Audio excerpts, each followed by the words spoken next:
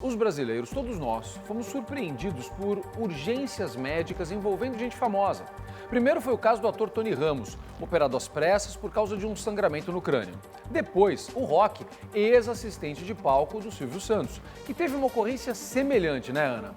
Zucatelli, ambos foram socorridos a tempo e passam bem, mas o que foi que aconteceu de fato? Quais as causas, sintomas e principalmente sequelas desses hematomas? Hoje em dia foi ouvir um especialista para saber os riscos que todos corremos de passar por isso. Acompanhe a reportagem. A última quinta-feira foi marcada por um susto para Tony Ramos e a família. Pela manhã, o ator de 75 anos participava de uma gravação quando começou a se sentir mal. Tony foi levado para o hospital e foi descoberto um hematoma subdural, um sangramento entre o crânio e o cérebro. Ele precisou passar por uma cirurgia para drenar o acúmulo de sangue. A cirurgia funciona da seguinte maneira: a gente precisa fazer um orifício de perfuração no crânio, às vezes até uma incisão maior, por vamos dizer, retirado uma parte do osso do crânio para você adentrar esse espaço. Você abre então essa capa, essa cápsula ao redor do cérebro, que é a dura mater, e logo abaixo você visualiza essa camada de hematoma. Nessa visualização é aspirado esse hematoma, retirando então o efeito compressivo do cérebro, aliviando a pressão do crânio do paciente. No sábado, o ator recebeu alta da UTI para continuar se recuperando na unidade semi-intensiva. Mas no dia seguinte, Tony Ramos foi operado mais uma vez, porque, segundo o hospital onde está internado, na região sul do Rio de Janeiro, ele teve distúrbios de coagulação que resultaram na formação de novos hematomas intracranianos. Apesar de ter feito a drenagem, ele acumulou de novo esse sangramento, provavelmente por alguma alteração da coagulação dele. Muito comum em pacientes que tomam, por exemplo, medicações anticoagulantes ou, às vezes, alguma doença autoimune, uma doença do próprio sangue, que deixa ou alteração dessa coagulação ou das plaquetas.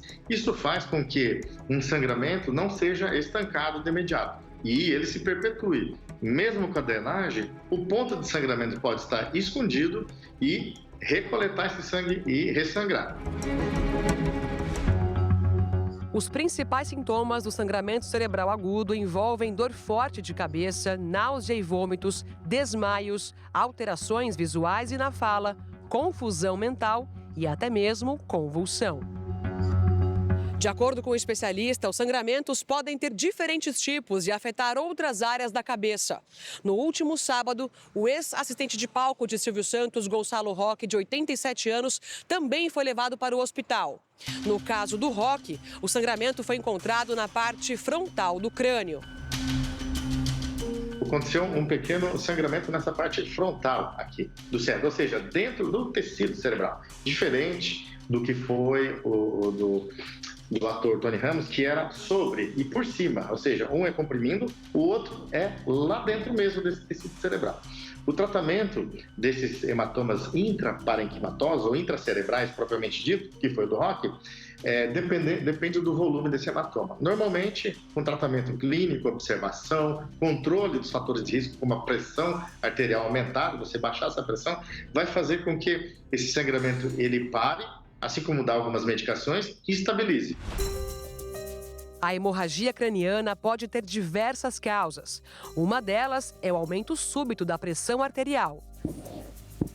AVC hemorrágico, um AVC isquêmico que transforma em hemorrágico, aneurisma cerebral, lesões vasculares como cavernomas, trauma de crânio, que é o mais comum, e, claro, algumas doenças que alteram as plaquetas e a coagulação de sangue, como leucemia, dengue e outras doenças mais.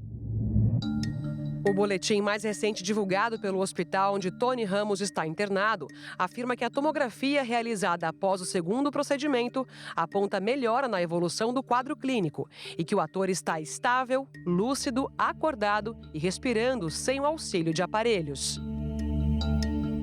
Já Gonçalo Roque não precisou passar por nenhum procedimento cirúrgico, mas, após exames detalhados, ele segue no hospital em Jundiaí, no interior de São Paulo, em observação.